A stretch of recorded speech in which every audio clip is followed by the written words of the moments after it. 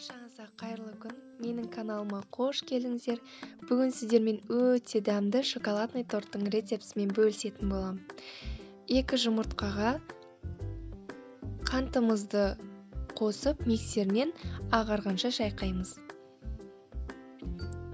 Енді оған айранымызды қосып, араластырамыз. Ұнымызға разрыхлитель мен какаоны қосып, илегіштен өткізіп, қасықтың көмегімен араластыратын боламыз.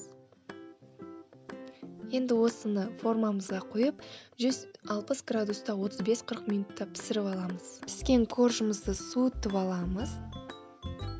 Кремімізге творог, сметана, қантымызды, ванильный сахарымызды қосып, блендердің көмегімен араластыратын боламыз. Суыған коржымызды 3-ке бөлеміз.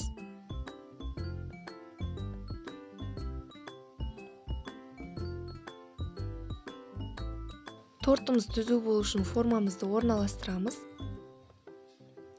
Кремді 2 бөліп салатын боламыз. Бірінші кремге 9-10 қасықтай кетеді. Түзулеп, екінші коржымызды орналастырамыз.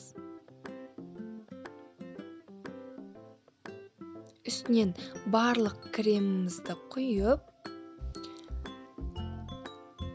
үшінші коржымызды салатын боламыз. Енді осыны морозильникке 1 сағатқа қойып қоямыз. Енді глазур жасайтын боламыз. Глазурымызға сметана,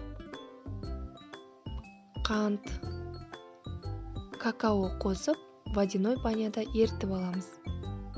Еріген глазурға майымызды қосып, жақсылап араластырып, суытамыз.